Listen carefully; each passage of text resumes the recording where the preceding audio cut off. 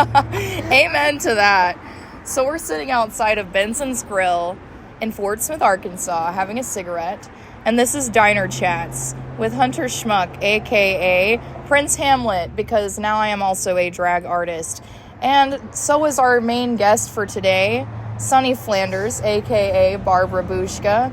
How are you doing today? I'm doing well. Well, ain't that great. So, what'd you have for lunch? I had a grilled cheese and french fries. Did you know that when I made the poster for your last interview, I paid extra for the drawings of that grilled cheese and fries because I wanted to use specifically those graphics for yours, because it wouldn't make sense to put your title page as like breakfast food. You don't eat that. No, I don't. If you ever see me and you're offering me food, do not offer me breakfast food. I will not eat it. Thank you. They are a man of habit. So, I have to ask, since the last time we were here, you have had a lot of life changes. So, the first thing I want to ask about, I'm not going to name where it is, but you send me some of the most interesting pictures from your workplace, like a woman holding a pet monkey. Yeah. In a diaper, like a shirt, a diaper, like this pet monkey is like clinging to her. That's her baby. Yeah, that's her baby. And it's obvious, like he's got his little tail wrapped around her arm, but is that the weirdest thing you've ever seen when you're at work? Not the weirdest, because she does come in pretty often, so I did get used to it. I once saw a woman fully sleeping, standing up, and I got jealous. As far as, like, weird stuff goes, I don't know. I feel like my view on that is, like, relatively skewed because I live such a weird life that it's just, like, normal. And I've, like, lived in Fort Smith for so long that I just, like, none of this affects me anymore. So, I can't really point out any specific instances of weirdness because it's just so constant. Honestly, yeah. Your neighborhood, like, yeah, 2016 to 2019 was some of the craziest porch sitting I have ever done in any neighborhood. He was fucking someone else. Yeah. No, legitimately, for context, we were sitting at their mother's house and smoking a cigarette outside, and all of a sudden we just hear a random man on the sidewalk outside of the privacy fence yell, "She was fucking someone else." Just like, and he kept walking down the street and was obviously on the phone or something, but we didn't hear him say anything else. It was just muffled. And so that's just, that was really funny. And then there's also a guy praying to the sign of that church down the street from the Come and Go. He doesn't really do that much anymore, but he really was into it. Like he was. He had like his shirt off and was like clawing at the grass. He looks like Jesus too. Yeah, his hair's really long. Yeah, I miss him. And so it's like, I don't know, I was passing by and I look over and there's just this man crouched on the grass next to this church sign, and he's like grabbing fistfuls of grass and like throwing it all over himself, and he's shirtless. Damn. Yeah, who hired at me? Yeah, I mean, I agree. I love Fort Smith. I love it so much. It's my favorite. Like, the fact that I have lived here my whole life.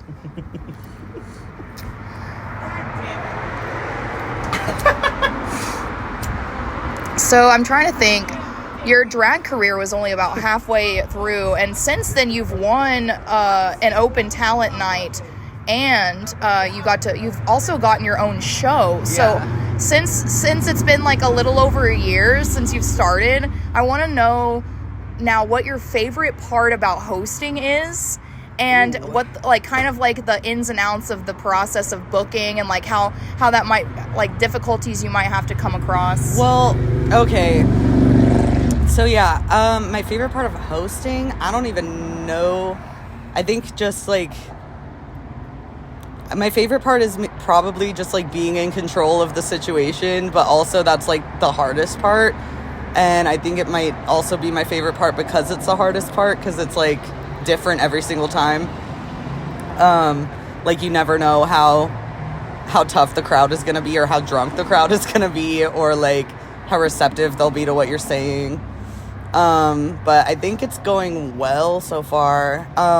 As far as booking goes, it is really tough because there's a whole bunch of people who I want to book and stuff, like, all the time, but I only have, like, one show per month, so I'm currently, like, booked out until May, just because of, like, the people, you know, they want in, like, and it's really cool to go from, like, the person who was asking to be in these, like, shows to, like, having, like, to being asked and, you know, having that power, I guess. But, like, it's also, yeah, it's tough because you want to just give everyone everything, kind of, you know? Yeah.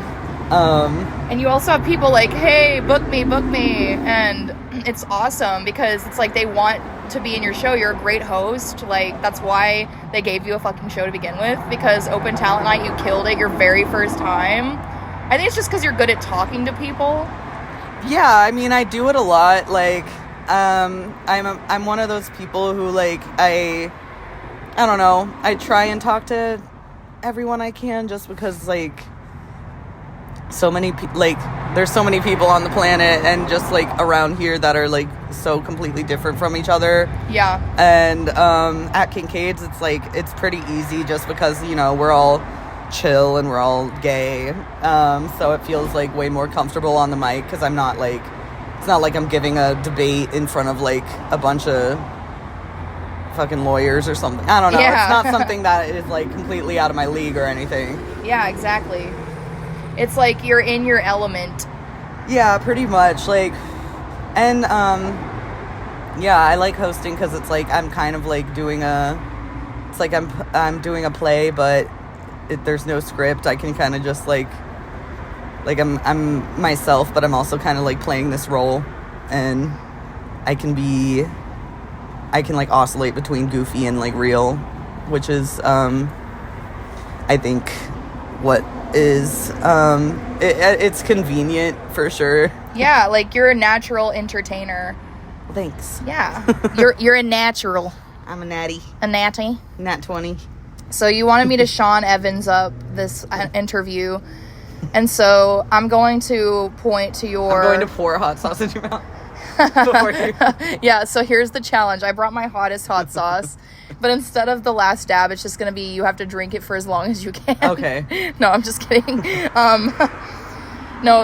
Speaking of, he asked questions about people's social media, and Oh my God. I just want to know, like, whenever you post, because every drag performer does it differently. Yeah. Everybody always, like, has their own internet presence, and I think that you do it really well because, you know, we're younger performers, but the way I model my Instagram, I don't know, I notice a lot of the older performers sometimes don't have as much of an Instagram presence. So what is your biggest challenge in trying to navigate, like, Facebook, because it's not something you used to use typically, and then also how do you go about your self-promotion in the ways that you can, like, express yourself creatively and how you interact with others, because you're very good at, like, engaging on your drag page and on your regular, like, you do it so much more than your actual page. Oh yeah, for sure. Yeah, I kind of stopped using my, like, personal Instagram since I started, because most of the cool pictures I take are, like, during performing time. So it's like, if I'm posting all of this on my drag account, then there's kind of no reason to also post it on my main one. Yep. But yeah, I think, like, most of my Instagram, like, what I post is kind of like what I would be posting on my normal page if I was still using it.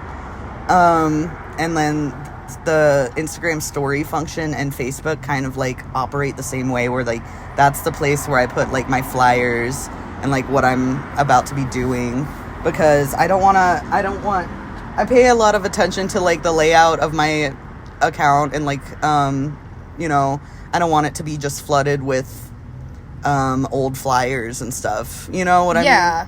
You want to actually provide, like, a sneak peek into the content you're providing as an entertainer, and also you look damn good. So thanks. You spend a lot of time. Yeah, you make also, these outfits. Like, it would be crazy. Like, if you never posted a picture of your fish dress, it would be stupid.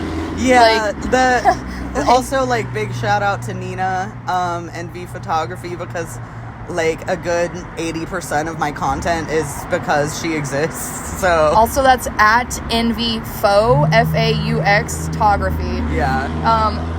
Amazing person, like very, very huge supporter of the drag community, and was also just like there all the time supporting before she started doing photos, like, and she does it for free. Like, you can send her, you can Cash App her, but like she does it out of the kindness of her heart because she's an angel. Yeah, she really is. I love you, Nina. If you listen to this episode, we're stans, and I love you. Stan for life. We watched Saltburn, all three of us, recently, and it was so funny because she had seen my Prince Hamlet number that I did to Murder on the Dance Floor before. She was like, I get it now. But she was like, I don't know how... I'm not going to name who. She's like, I don't know how this person did not know, like, after seeing this movie, like, what you were doing. Because she was like, what part of the movie was that? We're like, girl.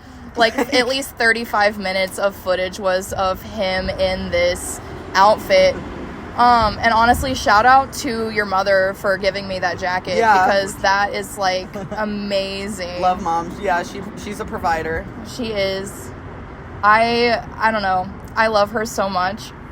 And I also want to just say, like, coming up in the drag scene here in Fort Smith is very, very welcoming. It's a great environment. Yes, it truly is.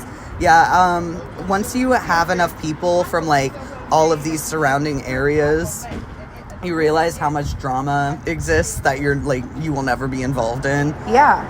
And every once in a while here as well, but, like, for the most part, I think there's so many seasoned professionals in this area, as well as newcomers, and all of them have this same kind of energy where it's like, you know, even if what you're doing is something I would never do, I'm living for it, you know? Yeah, exactly. And everybody kind of has their own, like, persona. I mean, that's the point of it, is they have their own persona that they curate, but I think everyone does it really well. Like, I just, like, Formaldehyde, huge stan. Oh my gosh. If you don't know Formaldehyde, y'all, you gotta I think as long as people are doing exactly, like, what they're supposed to, like, who they are is, like, diluted down to their, like, you know, shiniest atoms. Yeah. And they just put it out there. And I think as long as you are doing what you want to do, it's gonna get you far, because I have been given so much advice about how to, like, kind of just, like, power through towards success even harder, but it's, like, stuff that I personally would never do, and I think I'm pretty comfortable, like, at the pace that I'm going right now. Yeah. And to have your own show too in your first year is phenomenal. Like, thank you. Yeah, that was kind of crazy. Yeah, and it's just because, like, I'm not about to compromise, like, any of what I'm trying to, you know, portray for, like, you know, the sake of a few extra dollars, you know? Exactly. Like, you do what they all refer to as, like, weird drag. Like, I think that's, like, a really cool thing, that something that's, like, not traditional is becoming more, like, accepted, and people like you... and, like, Bimbo Baggins. Yeah. Like, I don't know. I'm pretty often, coined as a alt queen, even though I don't necessarily agree with that. I'm not, like, super edgy like that. I don't know. Like, I do have... I'd say, like, Ivana Sin's an alt queen. Does a lot of rock music, lots of fishnets and leather. Bimbo, Salem, like... Yeah. All of these people who are really, like, ooky kooky spooky. Sage. Yeah, they give off this, like, edge, and they know, like, I don't know, they came from this, like, innate emo-ness. Yes. And I was like, I was nights. never really emo, like, but all of my friends were, because they were the only ones who would hang out with me. Yeah. But, like, that wasn't me, you know? Yeah, like, I was the punk kid hanging out with, like, the blended group of, like, goths, emos, punks. Like, everybody was kind of considered the same thing. Yeah. Like, there were kids with the emo haircut. No, I was like, there were kids who liked blood on the dance floor. It's the same thing all over again, because I was always considered that, even though I'm kind of just a hippie.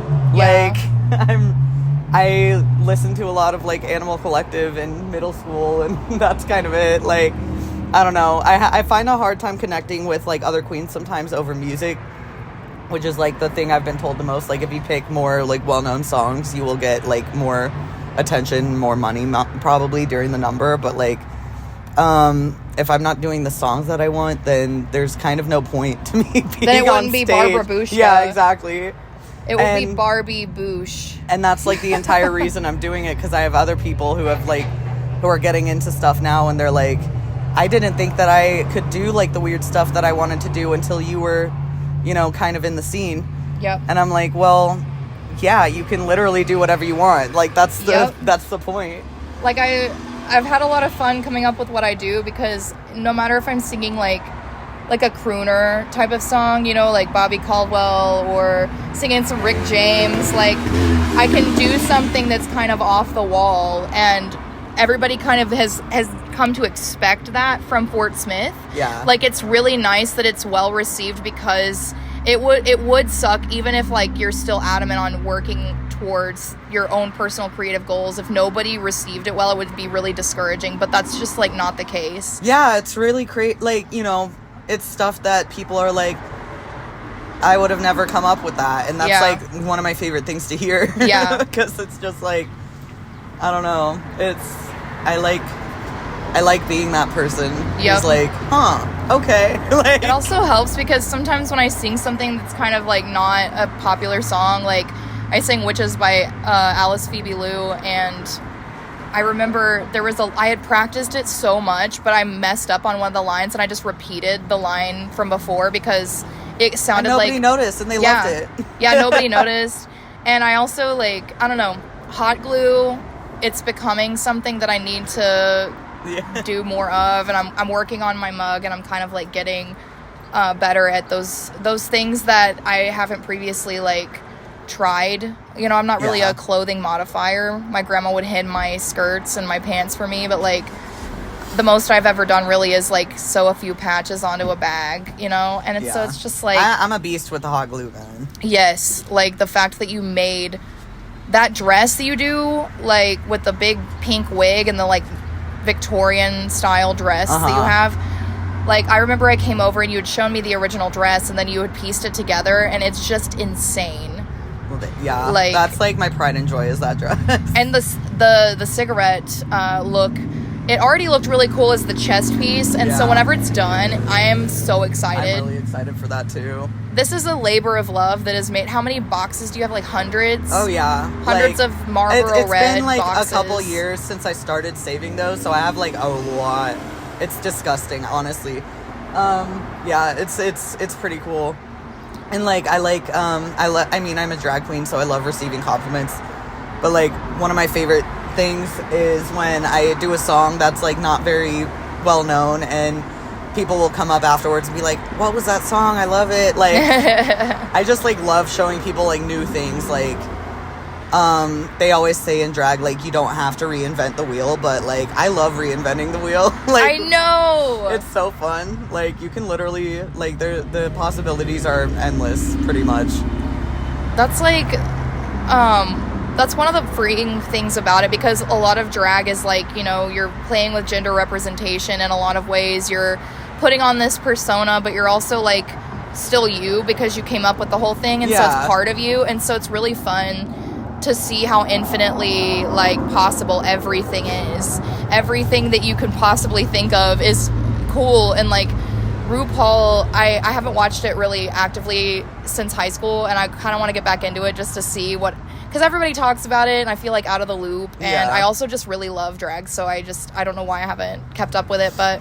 I mean, Drag Race is really fun. It is. I love the girls. I love watching it and finding out what happens. But, like, that show is so produced, like, to hell and back. And, you know, these people are real people. Like, they started in these tiny-ass bars in their small towns, just like all of us right now. Yeah. But, they're, like, the things that you're shown on Drag Race, I think, is, like, in the public eye what most people perceive as drag.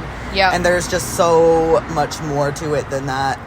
And it's not really until, like, you're saturated in these, like, local scenes that you really, like, come to understand that. Yep. So I think that anyone who is a fan of the show should, like, just come out to your local bar more and see, like, what I agree. what they have to offer, because what is on TV is a good, like, 2% of, like, all performers.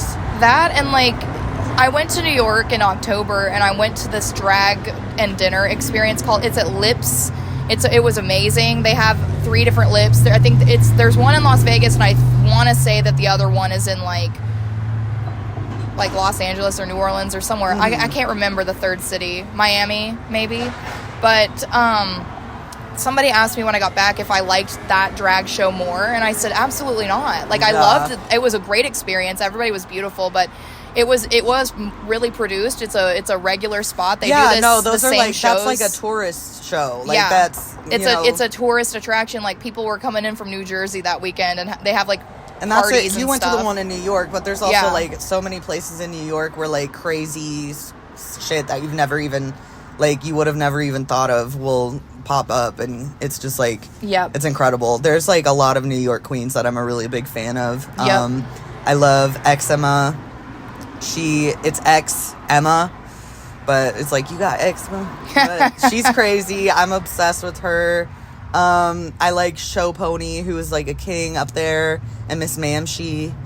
I'm a really big fan of like the New York girlies for sure. New York is a very, very interesting place, like for any form of art, like poetry. That's like one of the drag scenes that's also like so saturated. There's so many performers up there. So like every single other week is gonna be some shit that you've never even seen before. It's crazy awesome. And they also have like, the really polished, like pageant girls. But I mean, it's a big weird city, so you're gonna see a lot of that like crazy stuff, and I'm a big fan of like Seattle drag as well, because they're just so off the beaten path for sure. So we're approaching like 22 minutes, so I'm gonna tell you, is there anything you'd like to leave our listeners with, so that any imparting wisdom? Do you have anything coming up? That's my Sean Evans question. Yeah, I'm having my birthday show on Sunday. Woo! And it's March 3rd, but this will come out after anyway. Yeah, it's fine. Booshka variety show on March 21st. Open talent night this month is March 28th. Prince Hamlet will be in it. We got a bunch of cool people that are going to be in it. I might have a little number for you. I'm not going to compete, but like, it might be something cute. So, make your way over to your local gay bar and tip those queens. Absolutely. That's my wisdom. And honestly, like, you need to go to Kincaid's so that they keep doing shows on Sundays. Fill your drag bar with yourself, with your juices, with your energy. Yeah, with yourself, your juices, and your energy. That's all we need. And your dollars. And your dollars. And your dollars. And your doll hairs. Yeah, and your doll hairs. We'll got plenty of those. Yeah, it'll be cute. It'll be cute. It'll be cute. Well, on that note, we're gonna head out. It was great chatting at this diner. Yeah. Outside of the diner. Yeah. In the sun. It is pretty hot. It's very warm. I'm warm. Warm. All right. I love you. I love you. Bye.